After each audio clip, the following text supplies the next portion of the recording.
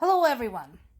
So, Ukraine's President Zelensky wrote an open letter to Russia's Vladimir Putin, basically challenging him to meet and end the war, and pointing out all of the things that were going really wrong for Russia right now.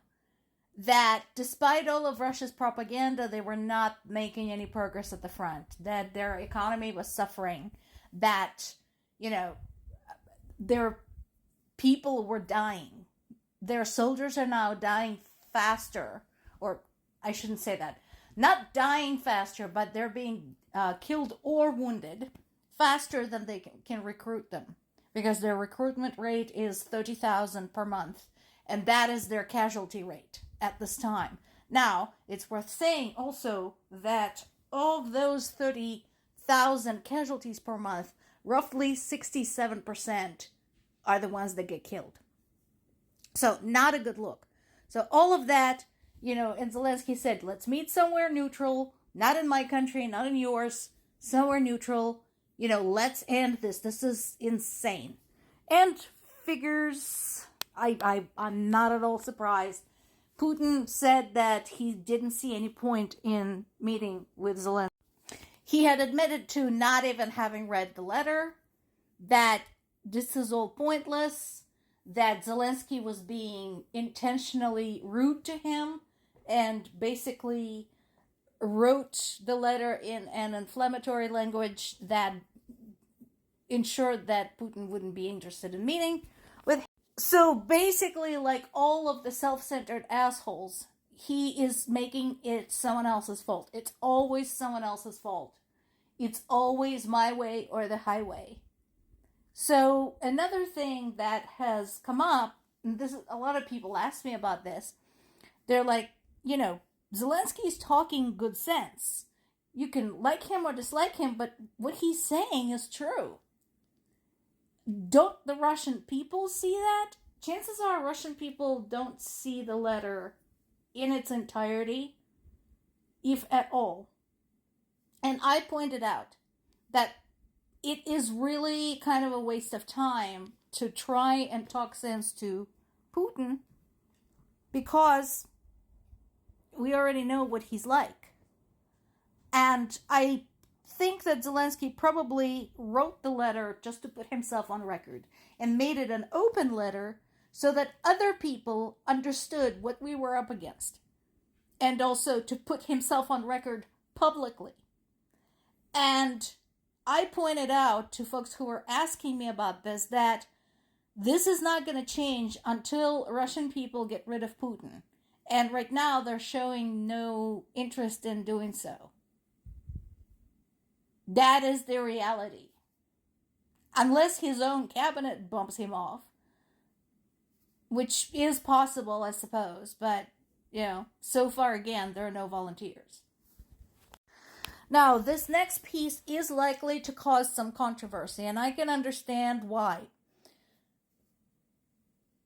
We all want to think that if there is a war in our home country, that we would rise to the occasion and be at our best. At the same time, we are also human beings, and we all have self-preservation instinct. Even heroes we read about in books and we watch movies about were afraid. It's just that different people manage fear differently. So, Sweden is saying, you know what? Ukrainian men are needed in Ukraine. We should send them back. If they're of the army eligible age, we should send them back. We should deny them visas. We should deny them refugee protections, unless there is a disability or whatever. We should send them back because they should be at home fighting. And again, as somebody who has 4 family members who were in Ukrainian army, one of whom got killed, another one is a POW in Russian custody, and 2 others are still at the front. And they too have families, they have kids. But here we are. You know, I can understand that. On one hand, I understand that it is unimaginable to send your loved one to the front to fight in the war they didn't start. On the other hand, it's true that Ukraine needs every pair of hands they can get. Also, something else we are hearing from Sweden, and it's not just Sweden, it's other countries as well, is starting to deny Russians entry to Europe. So despite all of the wartime restrictions, despite all of the sanctions, more than 470,000 tourist visas have been issued to Russian citizens last year, granting them entry to Schengen, to the basically European Union area. So Sweden's Forsell said, I want there to be no more shopping weekends.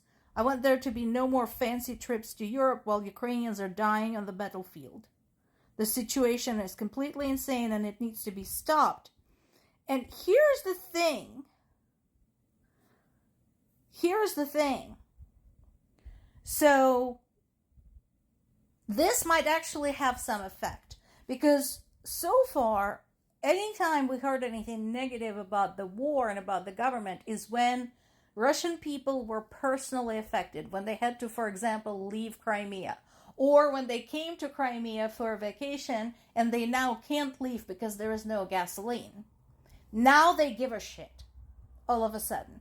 I think this measure basically saying, no, you can't come over here.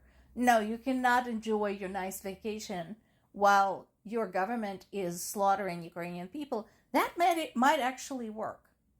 They're going to bitch and whine, and they're going to complain about Russophobia, and they're going to claim not to understand why everybody doesn't like them. But, you know, if that makes them put pressure on their own government, that works. Meanwhile, Putin's economic summit in St. Petersburg continues to be a disaster. So much so that Putin even forgot to lie and acknowledge that, yes, Ukrainian drones have inflicted some damage. Now, he has underplayed the damage. He has, tried to make it sound like it's not a big deal, but basically said, yeah, we have air defenses. We just need to improve them a little. Okay. Can't wait to see what they hit next. And at the same time, as I mentioned, Russian government continues to perpetuate the lie that Russian troops continue advancing. No, they're not advancing. They're retreating and they're dying. Do not believe this. Do not believe anything that comes out of Russia.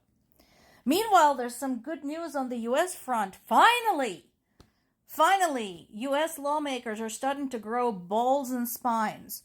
So the U.S. House of Representatives has passed legislation that would aid Ukraine and sanction key segments of the Russian economy. It was actually not even that close. It was the 226 to 195 vote, which included 18 Republicans.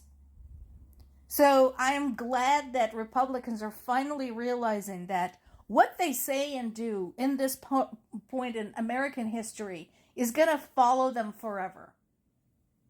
And they're finally breaking with Trump and starting to think with their own heads. No wonder there's going to be ketchup flying at the walls today at the White House. But to those Republicans, I can say, guys, I have no great fondness for you, but good on you. Enjoy those shiny new balls. More to come.